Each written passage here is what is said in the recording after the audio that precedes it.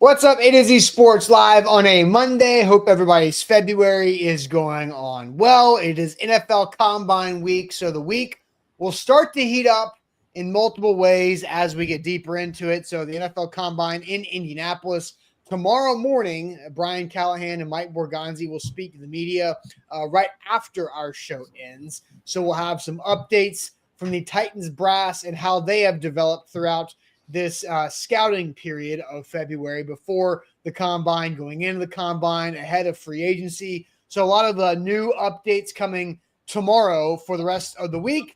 We're going to have a really strong show today because we had some updates over the weekend about a couple quarterbacks who could be options for the Titans this upcoming season. We'll start with Matthew Stafford, who has an update out there from the LA Rams and what he has been granted permission to do. Which is very important because of the timing of the combine.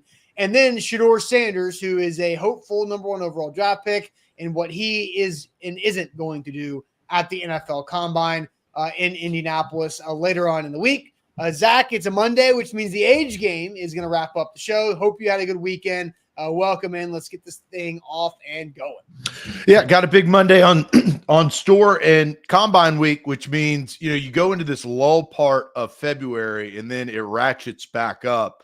And that's kind of where we are because you get the combine, then you get the lead up to free agency, and now you're in full swing. Now teams are changing their roster. I think, the theme of today in the Titans world is options. What are their options? What are the options for the number one overall pick? What are their options in free agency? What are their options to potentially trade to improve their team? So a lot to dive into. We are broadcasting live on 3 different platforms, including Facebook, YouTube, and Twitch. We will tweet out link by link, segment by segment on our Twitter/X handle, our YouTube links. So make sure you lock in and follow us on Twitter/X, A to Z Sports. If you are an NFL fan, make sure you also follow our X handle at A to Z Sports NFL. Great way to get as much NFL and sports offseason coverage as you possibly can. Lock in if you are a Titans fan. YouTube, you need to do 3 things. Those three things start with subscribe. Make sure you subscribe to our YouTube channel. We got 20,000 subscribers. We're trying to get to 25, 30, 35, 40, 40, 45, 50, 50. We're trying to go all the way up the auction. You guys can help us do that by subscribing on our YouTube channel. After you subscribe, make sure you like this video. It helps distribute the content so we can get more Titans fans, more NFL fans, more draft fans in here on the conversation. And your live alerts. Ring that bell. There's a bell symbol on YouTube. Make sure A to Z Sports notifications are on. When we go live in the morning, when Buck goes live on primetime, and everything in between, that is how YouTube works. And Facebook, what's going on Facebookers, bottom left corner of your screen, share now to public. Sharing is caring, and caring is sharing, as we say on this show. So share the show around, and let's pop up in your Facebook friends news feed. That's how that works. So great show on tap on this Monday. Getting back in the saddle. Let's get this party started. So officially welcome into A to Z Sports here on a Monday. I'm Austin Stanley. He's Zach Bingham. We are Nashville's on-demand sports network, going live weekday mornings at 8 Central Time on Facebook, YouTube, and Twitch. Links to the show segment by segment on our Twitter X timeline. Hit us up on Instagram, TikTok, and Threads for more great Titans content. You can also and should leave us that 5-star Google review for A to Z Sports. Got to thank our sponsors. They make it happen for us, and they help out all of you. Wilson County Hyundai, they do a great job of finding you your next ride at wilsoncountyhyundai.com. The Bone and Joint Institute, boneandjointtn.org, the region's destination for comprehensive orthopedic and sports medicine care. TDOT out there keeping our state beautiful, and you can join the campaign at nobodytrashestennessee.com. And our friends at Bart Durham Injury Law. A crash can change your life forever, but help is just a click away at bartdurham.com. So we're about to dive into some conversation here about quarterbacks. Daniel does have something that we'll get into over the next couple of weeks. This new topic: who are some veteran free agents the Titans can bring in for leadership? I think Daniel, like a little bit, it's a good topic and it will be done, but it's tough on the chronological aspect of how the NFL offseason goes. Some of these things we can't talk about until after the combine, until after teams have made decisions on their own free agency and in their own free agents. So business is about to be done behind the scenes at the NFL combine. It is almost more important in the NFL combine than what's actually happening on the drill field of Lucas Oil Stadium in Indianapolis. It's the interviews of the prospects and the conversations that are had between head coaches, GMs, other agents, and players, and everything else. That is what happens at the NFL Combine that I think has the most impact overall at the week. So we're gonna have a week of shows, a good week of content, because Sam, Easton, and Buck are all three going to be making their way to Indianapolis later on today. And then we will have a whole group of guys out there covering the Combine outside of just the Titans as well. But Zach. As well as Ryan Roberts, who you guys got introduced to on Friday. And Ryan will be on the show with me tomorrow because Sam and Easton and Buck will be talking to head coach Brian Callahan and Mike Borgonzi during the show time for the most part. So let's dive into the news that was over the weekend. We start with Saturday's updates. Tom Pelissero initially with the report, but Ian Rappaport adding a lot of extra context to the report that Matt Stafford has permission to speak to other teams. And here's what Rappaport said. Permission for Stafford's agent to speak with other teams about his value. This is not a trade request. Instead, the Rams and Stafford can gain a better understanding of his value outside the team, potentially making it easier to get a contract done, which remains the hope that the outside help can assist in gauging the market and seeing Stafford's value, and that results in his return to the LA Rams. So that's been a very interesting situation with Stafford and the Rams because he is 36. He's got a contract where he is technically underpaid for how good he is, yet he's 36. The Rams want to continue to sign him up to restart that clock for Matt Stafford. There's the option that the Rams could get pretty good value in trading Matthew Stafford. His wife Kelly has been very open and say, hey, we understand that this could be it for us in LA, and they're open to a new change. Cooper Kupp has also been put on the trade block by the Rams, not by Cooper Kupp's team. And so the Rams are floating Cooper Kupp out there, not his agency. So there could be a lot of movement with the Rams. But then this report is saying, no, let's just kind of flirt, see what the interest is and the value is with the intent of getting back together and continuing this overall quarterback and franchise relationship with what the LA Rams are trying to do here. Well, it is age game day, so I will correct you. 17 days ago, Matthew Stafford turned 37.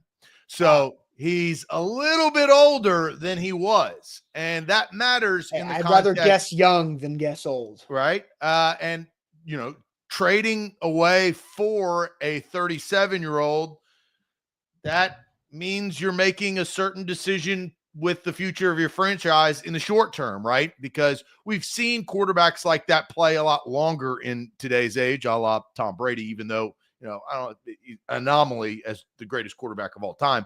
But, I think Matthew Stafford, it's interesting. You get down to the end of your career, and now we see Luka traded. You see guys on different teams. Like, it's just a part of it, right? I feel like even more. Aaron Rodgers is a great example. We'll talk a little bit more about him in this show. But you're looking at where is your franchise going? And Matthew Stafford, to be honest, is the example of the rule, right? I mean, they went all in on Matthew Stafford and that trade from the Detroit Lions to buy a Super Bowl. And damn it, they bought it. Mm-hmm. They got it, right? The Tampa Bay Buccaneers did that with Tom Brady, and they got it. Now, there's been plenty of misses. Russell Wilson to the Broncos, that was a huge miss. Aaron Rodgers to the Jets. There's been some misses, right? So Are you going to try that swing, and will it work again? I think you also have to look at that, right? Matthew Stafford's done this. He won a Super Bowl if he's 37. That was 3-4 years ago. I mean, that was he's younger, mid-30s. Now he's getting into later 30s, right? So does that fit the temperature of the room of your franchise, this being the Titans? And then what does that do with your number one overall pick, which I also think is unique? What do you have to do to give, what do you have to give up to get him? It's got to be in a trade. This is the out year for Matthew Stafford. That's why they're entertaining this. That's why the Sure. Rams told him you're free to go talk to others. But it does put another option on the table for, Mike Bargatze to chew on and for the entire Titans brass. And so I want to get to something because I do think there's a lot of misunderstanding about what Matt Stafford is, because I'm seeing multiple people saying washed up, that Matt Stafford is 1 year away from retirement camp as a quarterback. And look, 37 is not young, and that's fair, but I don't think Matthew Stafford qualifies as washed up at all.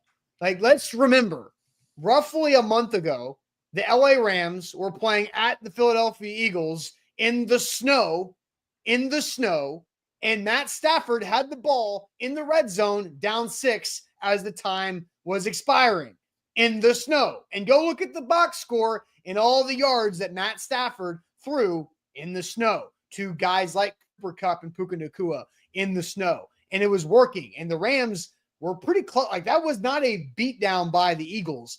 You look at how that game went. The Eagles benefited from big touchdown runs from both Barkley and Jalen Hurts. And so Matt Stafford was not that far away from a game-tying or game-winning touchdown in the late fourth quarter on the road against the eventual Super Bowl blowout champs in the Philadelphia Eagles. He is not washed up by any means. I think if the Rams beat the Eagles that day and they host the Commanders, the Rams are in the Super Bowl, right? Like, I mean, I think it's not that crazy to take that. Like, so Matthew Stafford is not washed up at all. I think he is still highly viewed as what he can do as a quarterback in the NFL in 2025.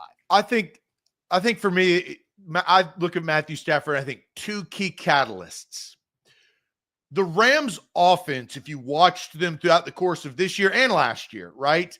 They are a running football team. They wanted to run the ball. Like, they transformed. And then that's one. The other one is Sean McVay has earned the stripes of guru, right? I mean, he's a quarterback guru. He's taken Jared Goff to the Super Bowl, took Matthew Stafford to the Super Bowl.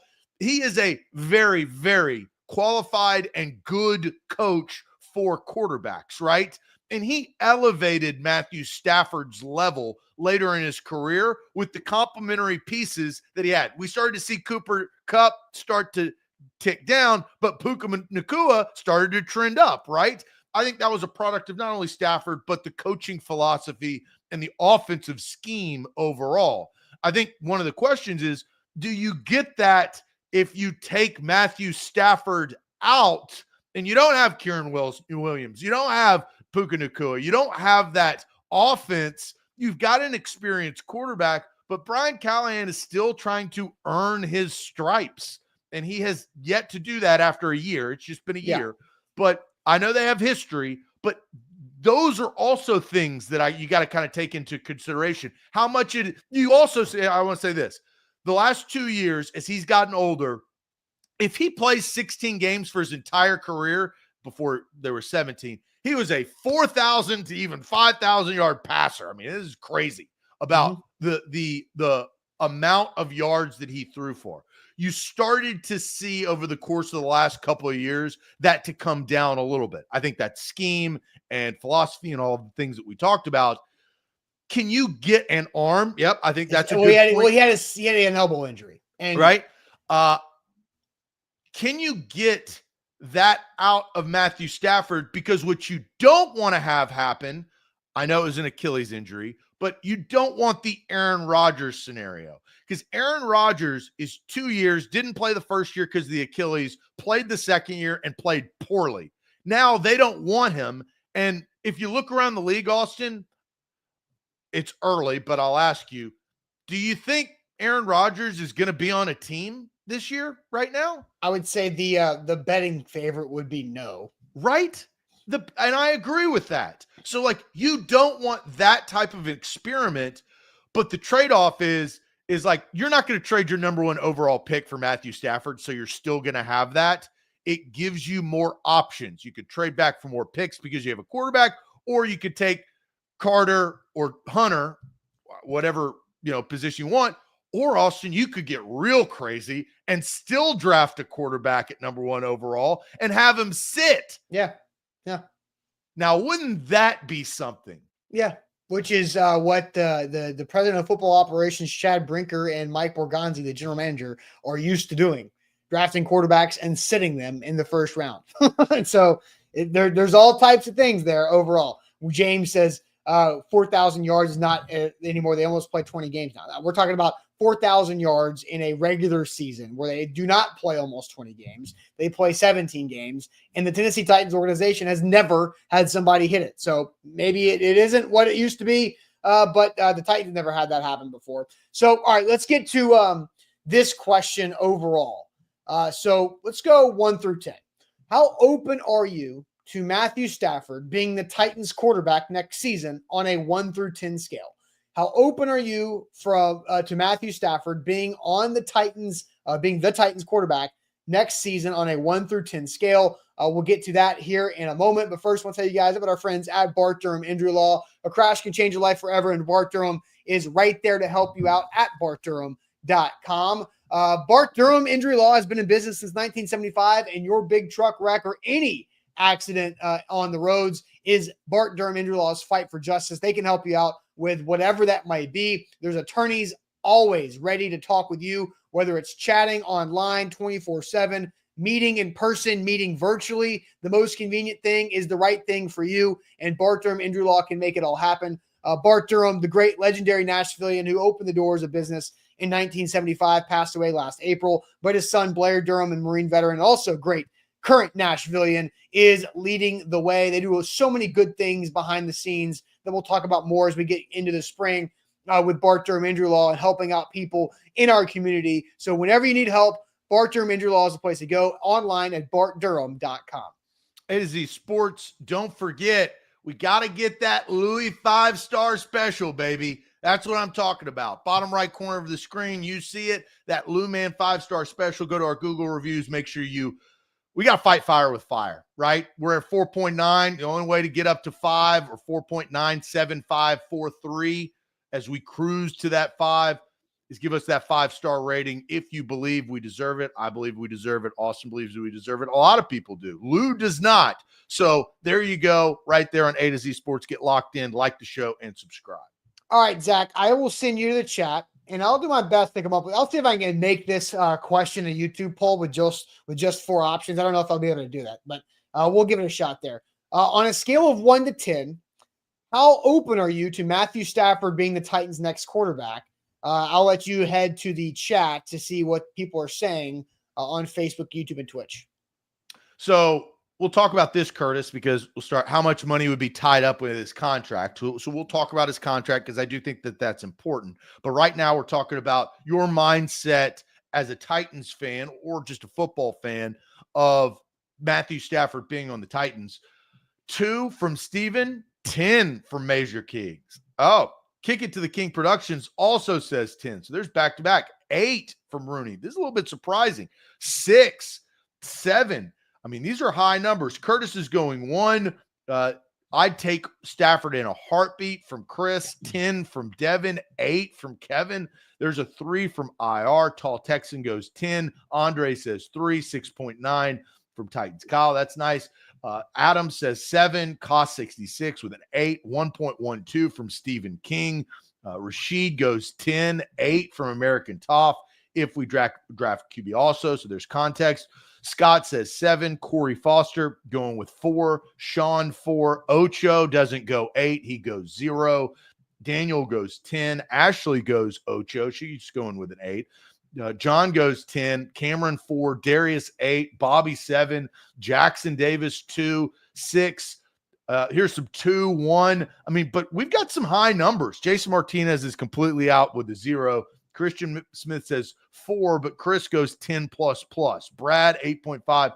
Tons of comments rolling in, which we love. Big Ten Jeff says 8, so they can focus on other needs like wide receiver and left tackle. So they don't have to concentrate on left tackle. They need to concentrate on right tackle in that sense. But a lot higher numbers, Austin, than if I was a betting man, which I am.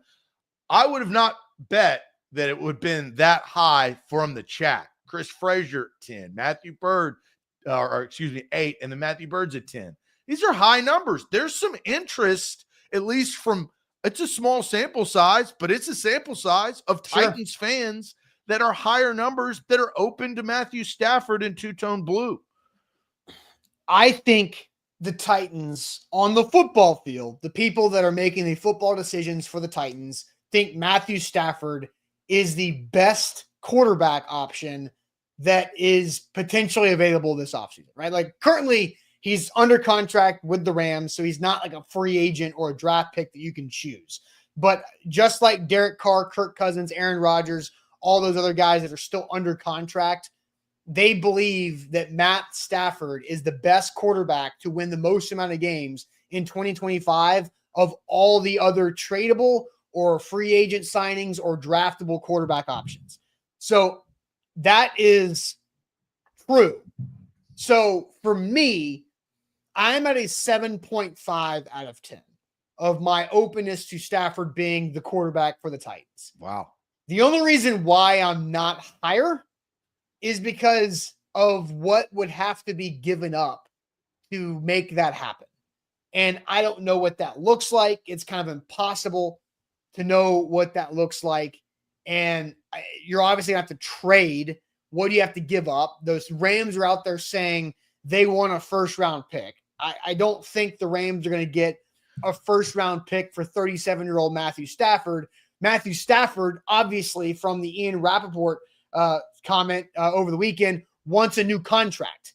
Like, he doesn't want to just take his existing contract that only has his next 2 years of his contract. He's got $23 million of base salary and a $6.5 million option. And so he's only getting roughly $30 to $33 million a year over the next 2 years, which is not that much for a quarterback of Matthew Stafford's stature.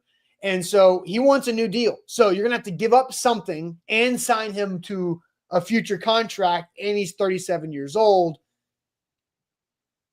I just don't know what that looks like, because I don't think the Titans can afford to give up the 35th overall pick.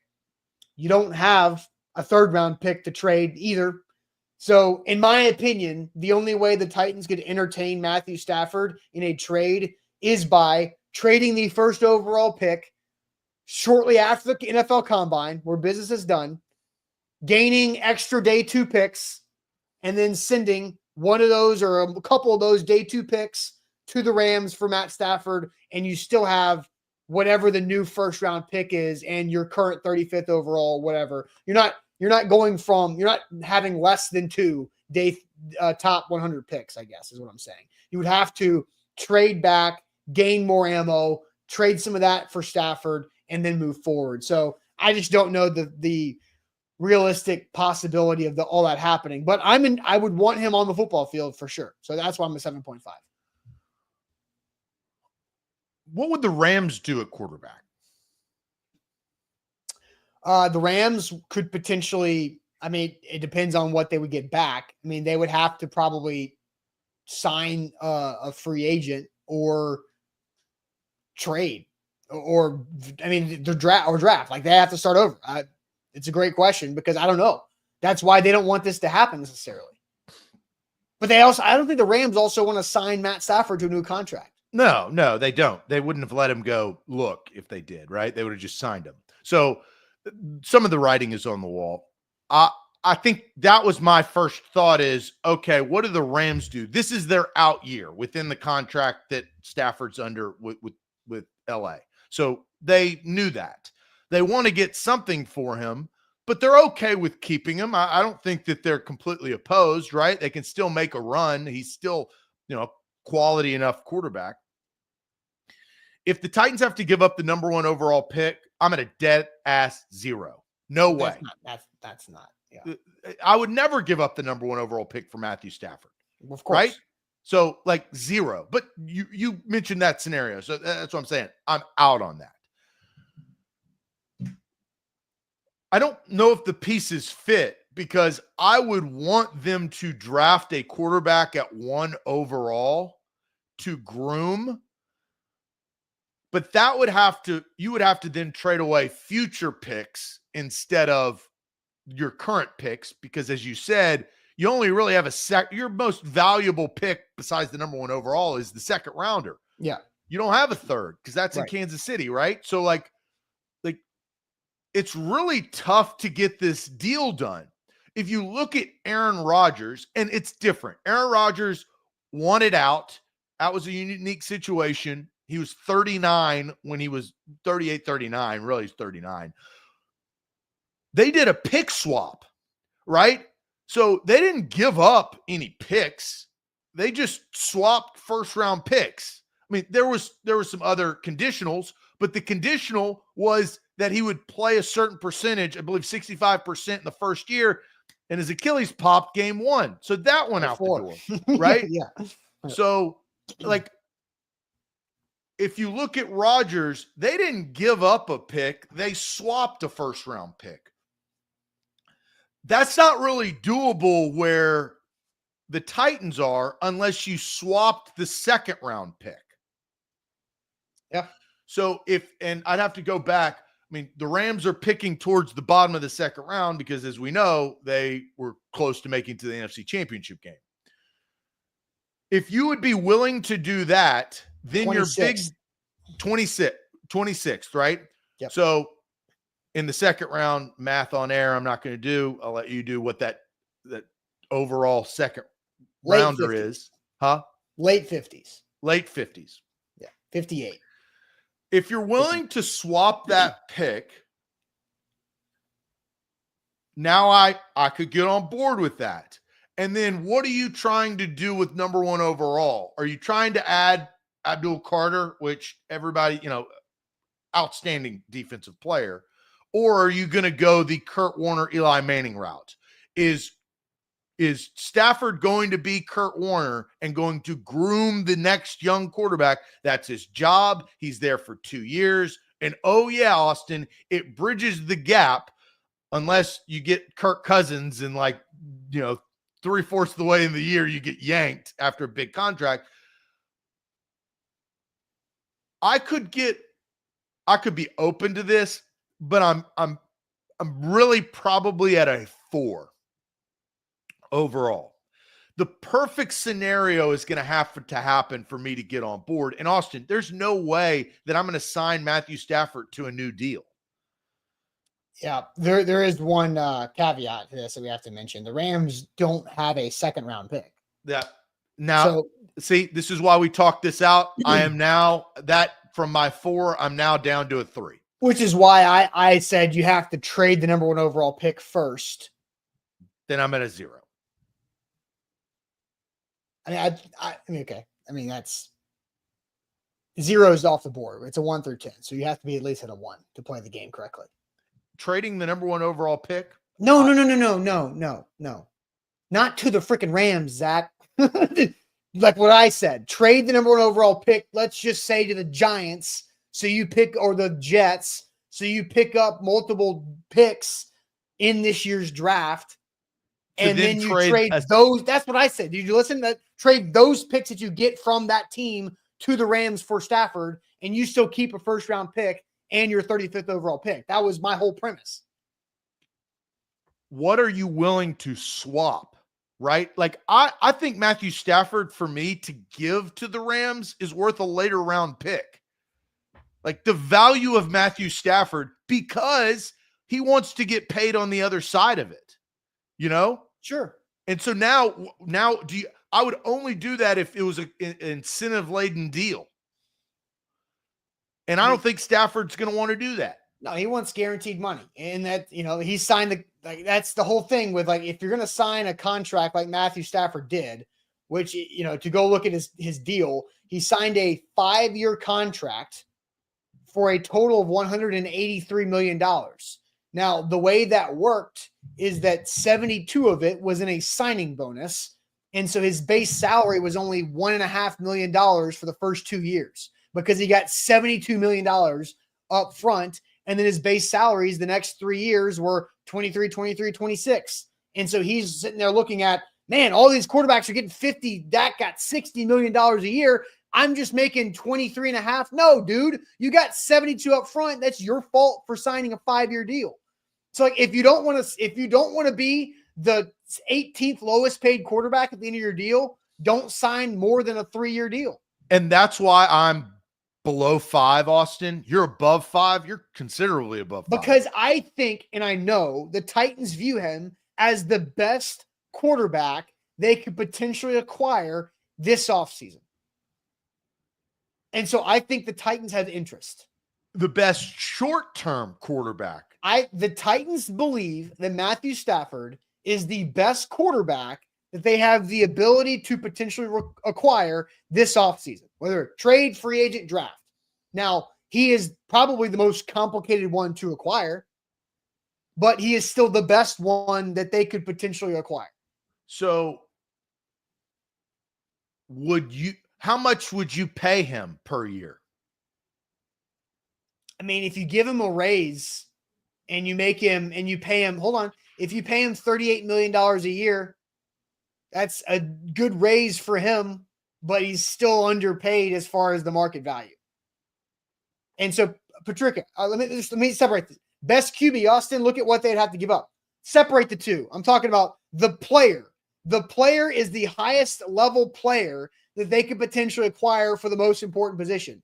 It is the most complicated one that they could acquire. So let's have in the short term, though, right? I mean, the context is like, are you investing in the development of a young player, or are you trying to win because he's 37 years old and he probably only and has a history of elbow injuries, right? Yeah, but you saw him come back and play well this season. Like, right? If this was like the Falcons stupidly signed Kirk Cousins fresh off of a significant injury.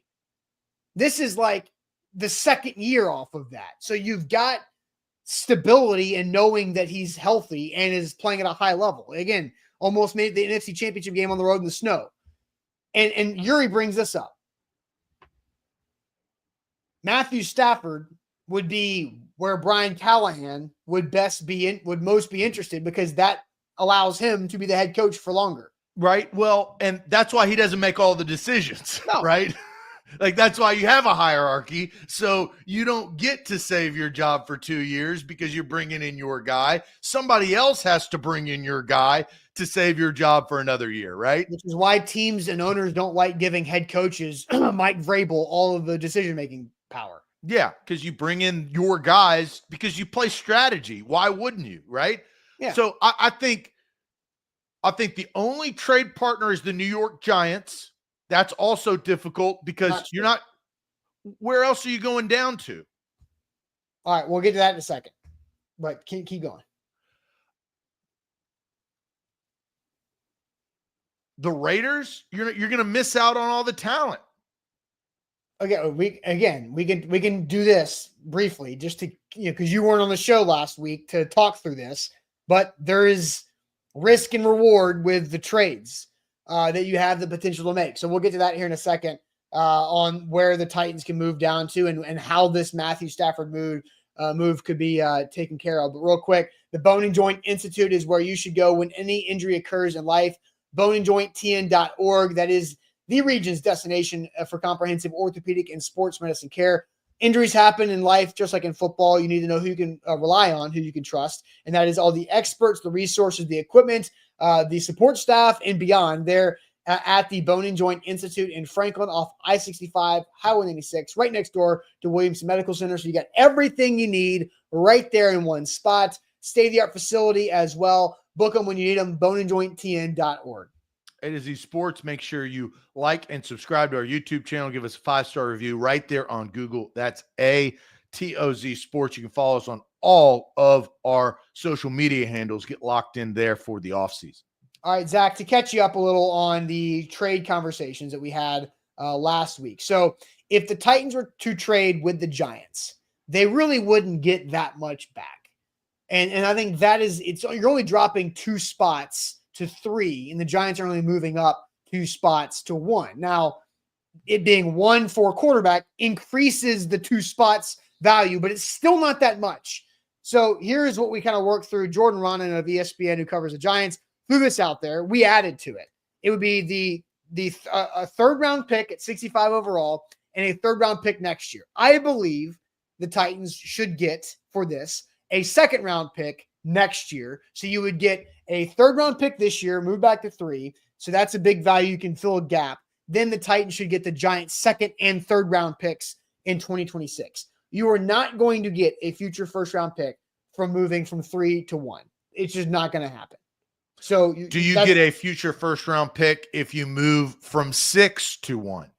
Yes, because that's what I came up with for a trade for the Jets, with the Jets to 7. So 7 to 1. The Raiders at 6, I don't know if that's something that they're willing to do, but here's what I came up with for the Jets and the Titans. The Titans would move back to 7. They would gain 42 overall. They would gain a 2026 first rounder and a 2027 second rounder for the first overall pick. So you're getting 2 second round picks and 2 first round picks, with a second round pick being very high in this current draft. So you might be able to add on another mid round pick from the Jets to this too. But as a baseline, that is what a Jets trade would look like. And honestly, I don't really know if there's any other trade options outside of Giants, Raiders, Jets. And if you're the Titans, trading back with the Giants keeps you in the Abdul Carter opportunity. If you trade back to 7 with the Jets, then you miss out on the top 6 guys that I think people really consider to be the top group. And then you're picking between a guy that is basically a preference. But you can still get a good player at an edge rusher position at 7 or an offensive tackle at 7 and still be in a starter from day one spot there at 7 overall, and then acquire multiple picks down the road. Yeah, and I'm pretty stubborn on this for the Titans for this draft. You have to take a quarterback at 1 if you pick at 1. I do not think you take Abdul Carter at 1. I think that would be irresponsible. I think if you traded back with the Giants and because you wanted to get Abdul Carter, then you could do that. I think you could take Abdul Carter at 3. If you trade back any further, I feel like you're wasting the number 1 overall pick that you earned. Okay. Here's just throwing this out there. So we've already established the Rams do not have a second round pick. So they have 2 third round picks. One of them is compensatory. So it's like in the late 90s or the early hundreds. Let's just say, the Titans trade with the Giants and they go back to 3rd overall. They have their 35th overall pick. They gain the 65th overall pick from the Giants in this year's draft. What if you trade Matthew Stafford and the 65th pick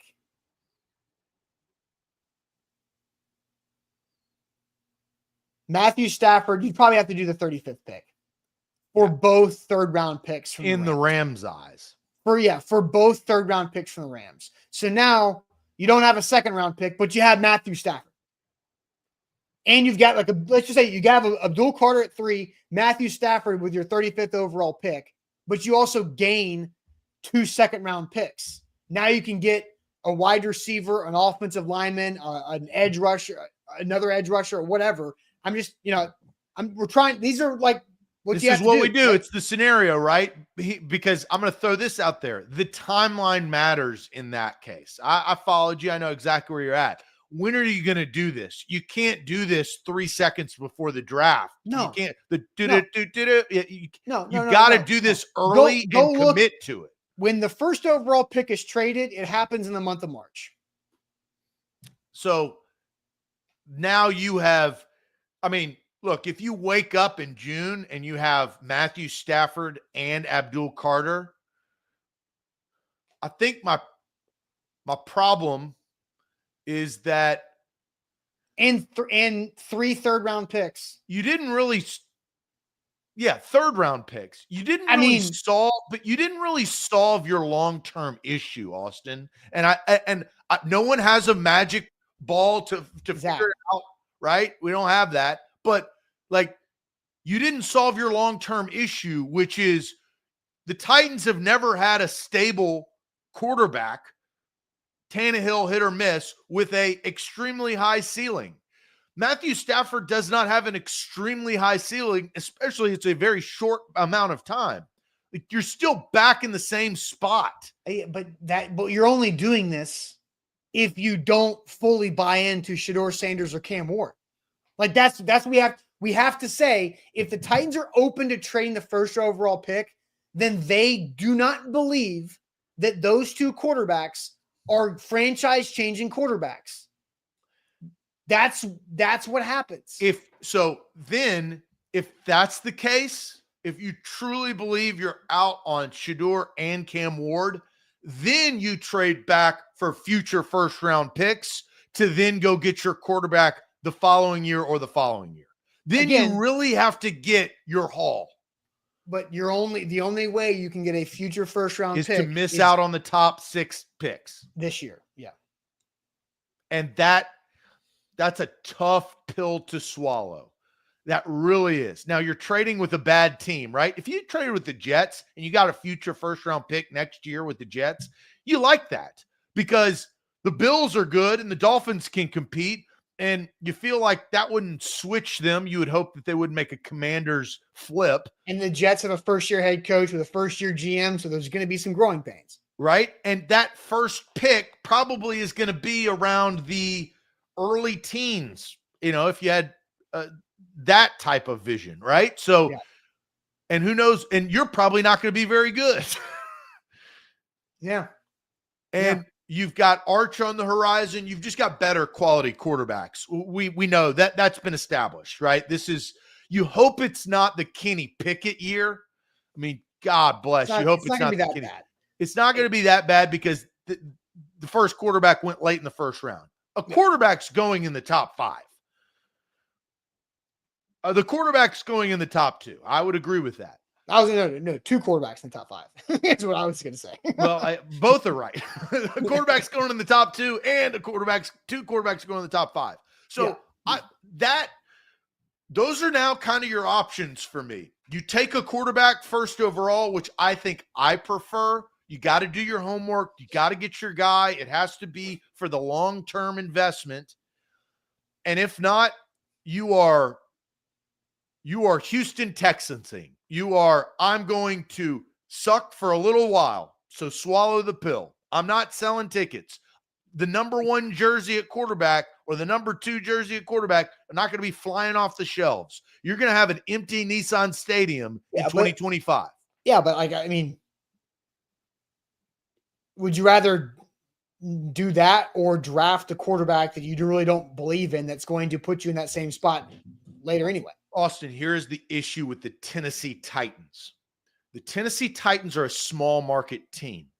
Okay. And you cannot be bad for extended amounts of time because you lose fan base. The Jacksonville Jaguars, when they start putting mapping and advertising in the top of their stadium, is because they were bad for a long amount, extended amount of time, and they were a small market team. The Titans cannot afford to do that. They will lose market share, especially going into their new stadium. Yeah, that's an entertainment play. That is a shiny new toy. But you also have to have a product on the field. And sure. I do think that is a major issue for the Tennessee Titans, that the Green Bay Packers, the New England Patriots, the Dallas Cowboys don't have to deal with. They've got different problems. That's fine. But again, and Curtis says, why do you want the old men, Austin? We deserve someone younger than 25. I'm playing devil's advocate because 7.5 is a pretty high number, Austin. Yeah, because he's the best quarterback available. I'm telling you this. This is what the Titans believe. But it doesn't check the long-term box. I don't care. And the Titans have a long-term issue. This is the devil's advocate Blaine role that I'm trying to play today. We don't know if the Titans truly believe that Cam Ward or Shedeur Sanders is a fix at quarterback. If they find out that they doubt them, don't draft them. The last thing that I want to happen is for the Titans to draft one of those quarterbacks at 1 overall when they're not sold on them. That would be equally as dumb because you would temporarily sell tickets and jerseys. Whoop-de-freaking-do. You're doing it all over again in 2027. The team blows as the lights turn on in the new stadium. at least if you have Stafford or another old man, Curtis, in the next 2 years, now you have an opportunity to suck bad enough and go draft somebody else as you're entering the new stadium. When was the last time, I don't have an opinion on this, I'm asking, when was the last time a number 1 overall quarterback was doubted as much as these two?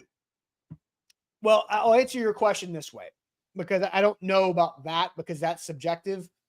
Yeah, but I mean, we followed it. I'll tell you, the last time a quarterback needy team that was drafting number 1 overall and did not take the quarterback number 1 overall was the 2014 Houston Texans. They took Jadeveon Clowney number 1 overall. The top quarterback in that class went 3 overall to the Jags. That was Blake Bortles. So the last time this situation has kind of happened and there's been doubt in a team that needs a quarterback at 1 and didn't do it, Blake Bortles. So you could say Blake Bortles and these two quarterbacks are, like. Thank you. That answered my question. I actually, that was exactly right. So there you are. 2014, which is 10 years ago, right? And the second quarterback in that class was Johnny Manziel.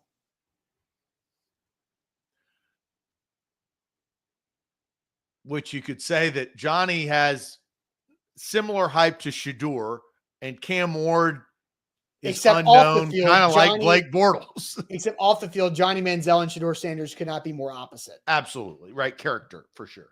Shedeur Sanders, the best character. Johnny Manziel, the most questionable character. That's been proven. I think that's the example. And they didn't go number 1 overall. And Jadeveon Clowney had look, I think when you draft a number 1 overall pick, especially at that position, you want him to be TJ Watt. You want him to be like a Hall of Famer. But Clowney was viewed that way, right? Yeah, like Myles Garrett, Jadeveon Clowney, the last 2 edge rushers to go 1. That's not Trayvon Is Walker. Abdul Carter viewed in the same way as Jadeveon Clowney? I mean, no, because Clowney had like years of hype as a high school kid in a freaking like transformer body and wrecked the Michigan running back in a bowl game. Right. So you do what I'm saying is, and I agree, right?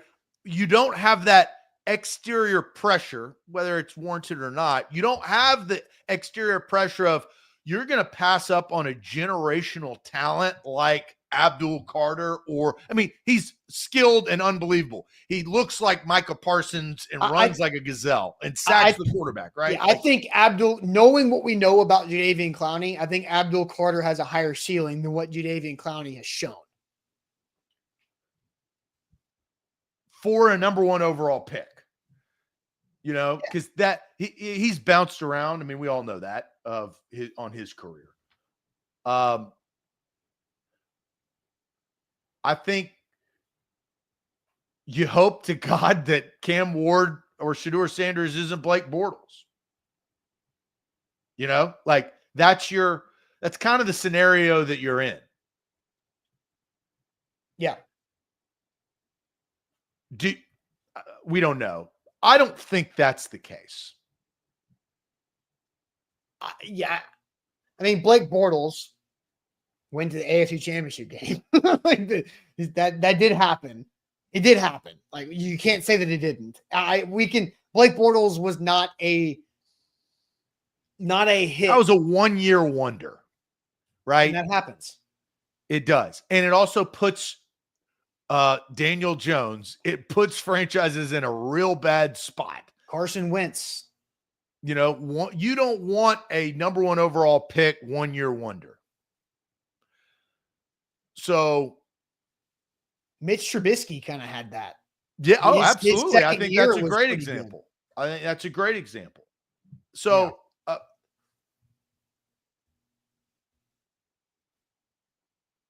my gut, I think the Titans are not going to. I think that you can like a quarterback in this draft to justify either of the two. I'm here for the long-term problem. I'm not here for a short-term fix. I think that's why I'm so low on the Matthew Stafford. I think it's very complicated. We all know that. We all agree. We just talked through it, right? But I would rather invest in a young player because you may find lightning in a bottle. Yeah. You may also find a dud. You may find a one-year wonder. But to take the swing at the number 1 overall pick, I take that swing on a quarterback. And I'm kind of indifferent. Like I like both Sanders and Ward. I'm not like I'm not there yet. It's still February. I'm not there till I'm targeting one or the other. And the Titans don't know yet either. Like that's the whole point. Like they haven't met Cam Ward yet. They do that this week. So we don't yes, you can take a swing on a quarterback number 1 overall if you really believe in that guy. If you don't, then don't. The era of football, though, has changed, Austin. A number 1 overall pick miss doesn't cost you 5 years anymore. It probably costs you 4, right? It used to cost you 5. Guaranteed 5. A bad first-round pick that high is going to set your franchise back 5 long years. Exactly. That's not the case anymore, and I think that can influence. They don't have 4 years. They can't miss scenarios. They can't miss. They have to hit on whatever they do with the first overall pick, whether it's the quarterback. Been saying that for the Titans for 15 years, and they missed on Mariota. They missed on Locker. They missed on Young. And here we are. I think you keep swinging. You bring up the new stadium earlier. Like, if you don't feel like sold on the quarterback, number 1 overall, then he is not worth missing on because you don't have the time to miss on it before the stadium opens. If you can't miss on whatever you do, quarterback, Abdul Carter, trade out, you've got to hit on that decision because you don't have time to miss this one because you got 2 years. Yeah, I just think you're going to end up overpaying for a subpar short-term quarterback if you take that route. It doesn't matter because the salary cap is going up so freaking high. And then if they suck, you move on. Then you get to go start again. Austin, that's not how I want to build my roster. I want to draft a quarterback and take advantage of the smaller amount of money I'm paying him. And I am going to then pay for other players and draft better. Easier said than done. Of course, right? But this is an opportunity that not everybody gets. I mean, the number 1 overall pick, it happens to a few teams. It doesn't happen to a lot, I feel like, right? It's the same old teams. Yeah. But I'm more aligned in drafting a quarterback. I'm not in line of getting into the complex situation of Matthew Stafford. Okay. I'm interested in Stafford. All right, we'll get an update on Shedeur Sanders here in a second. Also have a bunch of super chats we're going to get to real quick. T-Dot is out there working hard across our state to keep our state beautiful, and you can help join the campaign at nobodytrashestennessee.com. Littering is such a crazy big problem. Like, it's 2025. We've all learned about why not to litter and how not to litter all through school and everything else in life, but we have bad habits and we can fix and correct those bad habits. And go to nobodytrashestennessee.com. They can help you out with learning how to break those bad habits and do the right thing for our state. Our state is beautiful, but we have to make it better. Over 80 million pieces of litter, are on Tennessee's highways and roadways and interstates right now. T-Dot's trying so hard to help out. We can all do a big change in our communities by visiting nobodytrashestennessee.com. A to Z Sports. Make sure you like and subscribe and follow all of our handles at A to Z Sports. Or on Instagram, YouTube, TikTok's still around. We're on that great opportunity to follow us and fight fire with fire by giving us a 5-star review and combat Lou Mann's 1-star. And the only way you can do that is just go and review us on Google. Type in Google A to Z Sports. We'll pop up, write a review, and we'll be chopping away to that 5-star. There you go. All right, Zach, an update on Shedeur Sanders from the weekend. This was from Rappaport. Feels like he took this and copied and pasted it from a text he got from somebody. Potential top pick, Shedeur Sanders plans to focus on his interviews with teams at the NFL Scouting Combine, helping them continue to learn him as a person.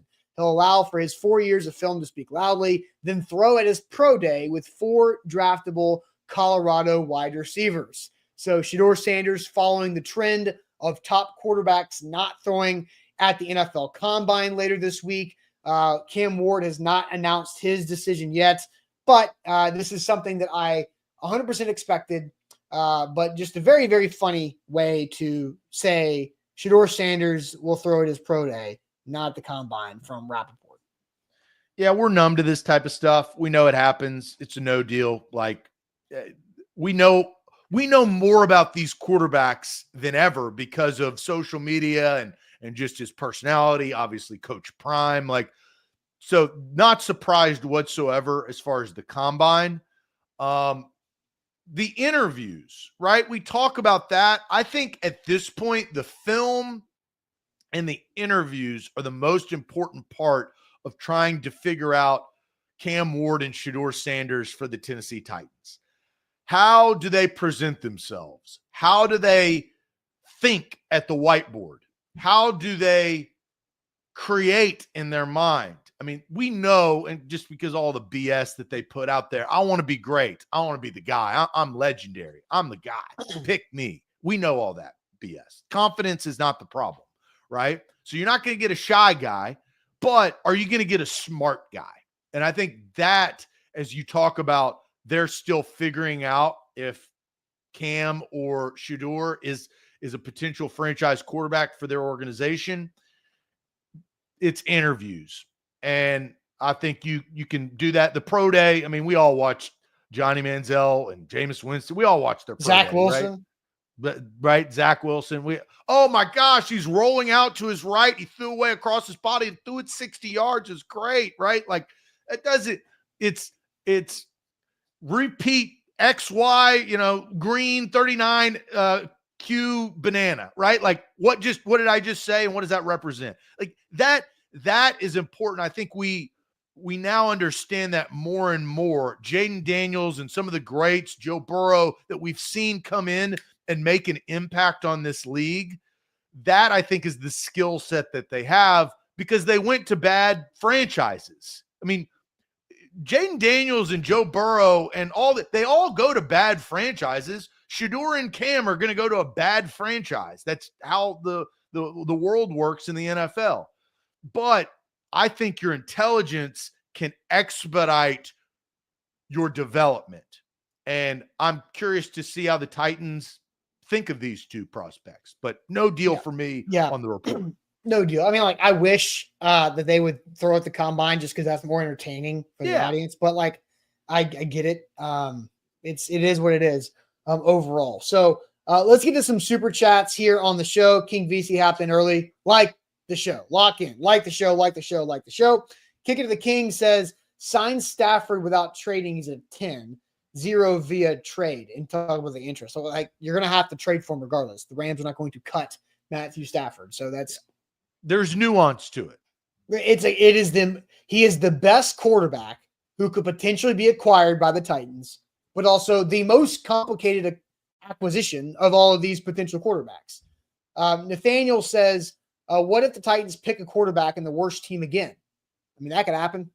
The Panthers did that, but the problem was they traded away the first round pick that they were the worst team and earned. Well, Bryce Young is a product of something that happens in the NFL. We talk about 2025 and how things have changed, right? Bryce Young needed to sit before he played. I mean, the results are in. That needed to happen. But the Panthers didn't afford him that opportunity, so had a tough first year, second year. You bring in Andy Dalton, they go back and forth, and finally he kind of gets it after 2 long years, right? If the Titans draft Cam Ward or Shedeur Sanders, he's going to be the day one starter. You're not starting Will Levis. So, like, you also run that risk. I mean, to the comment, you run the risk. That is the situation. You could also be like Joe Burrow and Jaden Daniels, as I mentioned. Those guys were day one starters, and they did pretty well. Yeah, for sure. Humble Var Super Chat says Titans need to draft a quarterback and do a rebuild. Why are people so low on these QBs when all they did was win everywhere they went? Draft winners. Look, I agree on the draft winners side of things. Like there is a huge, and we're going to talk about some of this tomorrow with Ryan Roberts and I on the show as Ryan's filling in tomorrow because Easton and Sam will be talking or getting ready to talk to Brian Callahan and Mike Borgonzi, but about what Mel Kiper said about winning and the competitiveness for that. So that is very important. But the quarterback evaluation is the hardest thing to evaluate because just because you won in college doesn't mean you're going to be a very good or passable NFL quarterback. I mean, Johnny Manziel won a lot of games in college, but he wasn't a winner in the NFL. I mean, there's so like Marcus Mariota won a lot of football games in college, but he wasn't able to sustain as a NFL quarterback. Vince Young won the national championship in college and won a ton of games at Texas, but he didn't have the tools or the work ethic to make it work in the NFL. You keep on going up and down the list there. Winning is important, but there's so many things that goes into it of what are you limited? Like what are your limitations, right? These two guys don't scream off-field problems to me. No. So I think that's good. No, you have to have that. If they're starting to like Caleb Williams doesn't scream off-field problems to me, but Caleb Williams screams, or at least screamed to me, off-field distractions because endorsement, limelight. I mean, I'd done that at USC, but that was a thing. I think that Shedeur, because of who his dad is, and I think Cam of where he came from, I don't have a problem with that. It's the play on the field, right? It is the decision-making when the snap happens. Here's another scenario, Austin. Would you be okay if, and this is how it would have to go, if they were willing to trade with the Giants and the Giants were willing to trade with them, and the Giants told them what quarterback they were going to take? Say it one more time. The Giants told the Titans which quarterback they wanted to take. Now, you've got the Browns sandwiched in between, which really complicates things a little bit. But you could get, if the Giants were gung-ho about Shedeur Sanders, you could still get Cam Ward at 3 possibly with picks. Right. That's probably your best case scenario within the draft if you are in love with Cam Ward and or Shedeur Sanders, whichever one that you're kind of talking about. Yeah. You could finagle the draft with small risk. Yeah. Humble Var comes back, says these QBs had less and did more. Okay, that's perfect because I literally brought this up. The top 5 most winning quarterbacks in college football history. Number 1, new Saints head coach Kellen Moore, 50-3 record at Boise State, the most wins of any college football quarterback. Number 2, Colt McCoy, 45-8 at Texas. Not a great NFL quarterback, but damn it, Colt McCoy, that boy's a winner. Right there. Number 3, Andy Dalton, the 3rd most winning quarterback in college football history. 42. Yeah, you got 2 smaller markets. So Colt, I think, is a good example. Who's 4? Number 4 on the list is David Green, University of Georgia. How about that? David Green. A very long time ago. Yeah. What year was that? He was 01 to 04. Okay. Doesn't count iPhone. We got iPhone. And number 5, Peyton Manning. There you go. So I kind of toss out 3 of the top 4. They play for Boise State, TCU, and Zach, when I was in high school. That's the point of what Humble Var is saying, because they did more with less. Shedeur Sanders at Colorado and Andy Dalton at TCU and Kellen Moore at Boise State, same thing. Cam Ward at Miami. Miami's guy had more talent than any of those, right? But I think it's very interesting. Yeah, we're just all trying to find the recipe, and there's no perfect recipe because every recipe's different, right? Is your offensive line good in the pros? Is it bad in college? Yep. Are you go into a good, stable organization? Are are they a quarterback away, or do they have any wide receivers? Do they have better wide receivers? I mean, there's so many different scenarios. What offense was run, right? Was it Mario Cristobal or was it Brian Callahan, right? Like, I mean, there's so many things that's what makes what we do is trying to figure it out. And a lot of times, the best quarterbacks that get drafted the highest, that are the best prospects, don't play their entire eligibility in college to be able to win the most games. Right. It's quick twitch decision-making once the ball is snapped.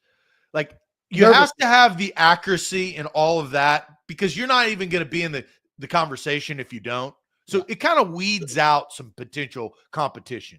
Yeah, it's about post-snap IQ. That's what I'm going to coin it. I want to know your post-snap IQ. Do you know all of your reads, and how quick can you get to them? Yeah. Do you know what the defense is running before that happens? What are the tendencies, right? Like, and that's where I do think you can develop a better system as a franchise to at least vet these individuals a little bit more, Yeah, for sure. And that's what Brian Callahan was telling Easton a month ago, was nervous system and how important that is overall. All right, last super chat of the show, then we'll get to age game. Kick of the King says, apparently Easton and Teron Davenport aren't Titans insiders, according to Tic Tac Titans, saying zero exists in a conversation of Titans having serious interest in Ward or Shedeur. All signs point to us taking a one. Look, I don't give a damn about what he says about TD or Easton or Titans insiders. It does not matter. It is 1000% irrelevant on this whole stupid Twitter fight that I was seeing at a glance yesterday. It is a waste of time. I didn't even see it, so I don't even know. It was dumb as hell. Easton has connections within the Titans organization, as does Teron, as do many people, as does Zach, as do I, as does Buck, as does so many others. And Sam. So who cares? Like what that guy says. I don't care. And then Humblevar just said real quick, not the same when they turn a college program around. Look, that's fair. And like, we're not doubting Shedeur Sanders or Cam Ward at all. We're just having a very complicated conversation about what if they aren't worth the number one overall pick. So there we go. So to close this, you would rather have Stafford in a certain scenario than Cam or Shedeur, because that's what your number represents, 7.5. That's why I just want to clarify this, because Matt Stafford will be a better quarterback over the next 2 years than those two guys will be. Is being a better quarterback over the next 2 years more valuable than the possibility of being better over 8? It's known commodity versus unknown commodity. I think if the Titans go with the known commodity, old known commodity. Yeah, fair. Okay. But if the Titans choose to go that direction, then it tells you what you should know about the unknown commodity. That's my point. What they think of. I'm trying to read the room and understand why decisions are made the way that they are. If they pass on a quarterback, that tells me they don't really believe in a quarterback. What I think is going to happen over the next several weeks, we talked about this week being big. The combine's the pre-party before the party, right? I think that we as a public will start to find out who the Titans fancy more between Ward and Sanders. And then it will go from there on how much do they fancy them, or are they willing to trade? I think they're always open to trade, but there's a difference, I think we'll hear a ton. I'm going to hold all of those at arm's length. And we'll talk about that throughout the week. Yes, but I think they'll start to be I think it will start to be known more. I disagree. I don't think this week is going to put somebody ahead. I'm not saying it's going to happen this week. I'm saying as the draft gets closer, you're going to know. Yes. But it's going to narrow down to one, I think. Well, yeah, that's how that as they do more behind the scenes work and research and putting these But it would be smarter for the Titans not to let anybody know. That's how you play the game. Yeah, but the Titans don't control everything because it got out that Mike Borgonzi was the hire, right? Why? How? Not because the Titans did that. Well, it's a part of the circle. Keep it locked. No, but there's agents and that are always trying to do what's best for them. So, all right, you ready for the age game? I am. All right, let's do it. The age game time here on the show. First off, Wilson County Hyundai will help you out with your new car buying process. If you need a new ride, go check them out in Lebanon or online at wilsoncountyhyundai.com. Zach, I believe it is your turn to give me somebody. Well, I gave you Trick Daddy last time because okay. So I was thinking Lil Wayne was last time, but man, President's Day. That threw us off. That was a long time ago. So I do have somebody ready to go here. Okay, see, there you go. There is a sneaky college basketball team that you should really be keeping your eye on for who could cut down the nets here in a little over a month. It'd be St. John's. How old is Rick Pitino? St. John's head coach, who is big win versus UConn, putting together a very, very good season. And I feel like Rick Pitino might be on the move after this season as well. I mean, you talk about the ups and downs of his career. All right, let's see here. Chad is hidden. 96, Kentucky, younger coach. He is younger than 96 years old. At the time, he was a younger coach. It's been a long time since then. So there's, 21 years. So he's older than 21. That's not correct.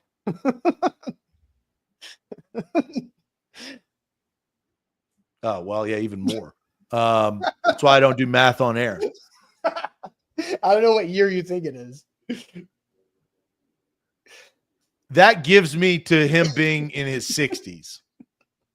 He's not in his 50s, could be in his 70s, early 70s. I think it's late 60s.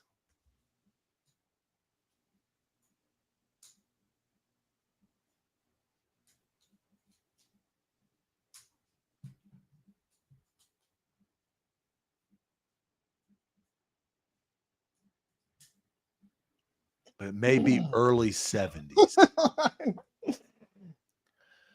Man, I'm between probably two numbers. I'm going to split them.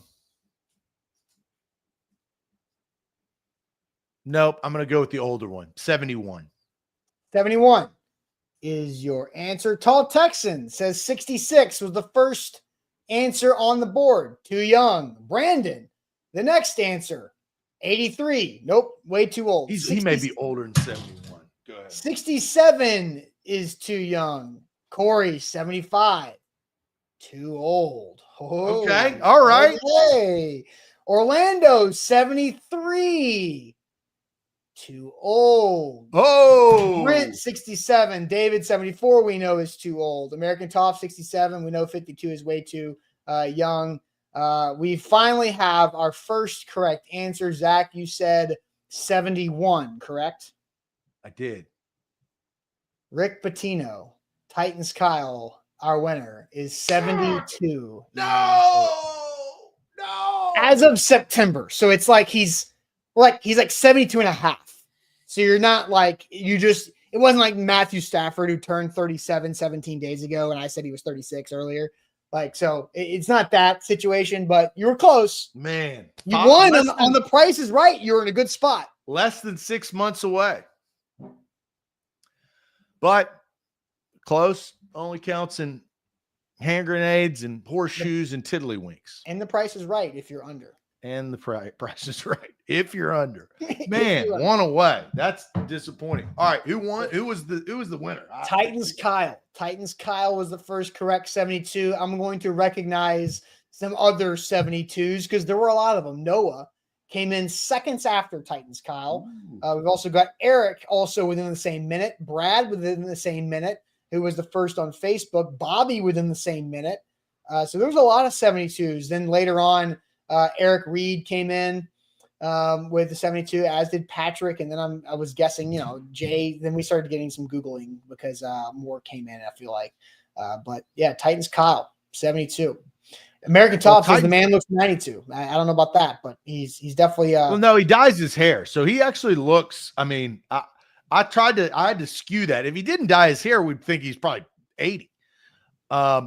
Titans Kyle, not once, not twice, not 3 times, not even 4 times. 5-time champion Titans Kyle ties with Brock Kraft in our gold section, and we're chopping away at this. I think that this game has extended life because we now go back and forth.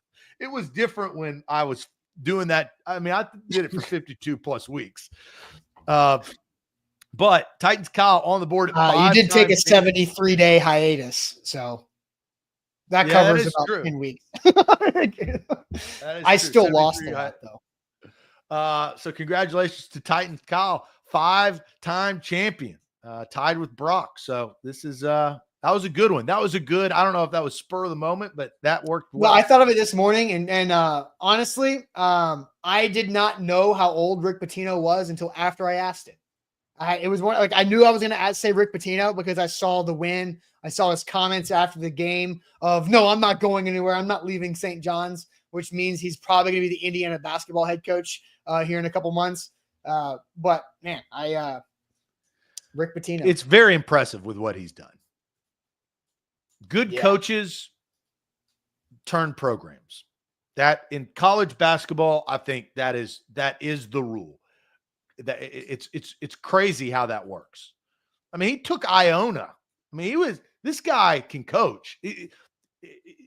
The outside off the court stuff is a whole situation. And I forgot, the only thing I know is about a spaghetti dinner, but I don't even actually know like his ups and downs of his coaching career. But St. John's has opened arms, right? Yeah. Welcomed with open arms, and it's paying off. Remember, he was coaching in Greece after the Louisville situation before Iona, which is so funny. So funny. How about this trivia? This is something that I just learned today. What college basketball team was Rick Pitino's first head coaching job? First head coaching experience. I'll say it that way. Well, did you look it up? Well, I was looking up his. You saw it. Yeah, so I did. You can tell the crew. Hawaii. How about that? I had no idea that Rick Pitino started his career in Hawaii. That's wild. Interim head coach in 1976 before going in as assistant to Syracuse. What I just should have played. Oh, that Hawaii, of course. He was assistant for the Rainbow Warriors back in 73. All right, guys, that is it for us on this Monday. Tomorrow morning, Ryan Roberts and I have a very good conversation about what the Titans are ready for or not ready for when it comes to the NFL draft. Ryan Roberts, our A to Z Sports Film Room analyst, who's going to be doing some fill-in work over draft season because he is a very smart NFL draft mind. If you got to know him a little bit on Friday, that was a great show there. So make sure you hit that like button, like the show, subscribe to the channel, Google review, 5 stars only right there for us. And we'll catch you guys tomorrow on a Tuesday. Appreciate it as always. Adios.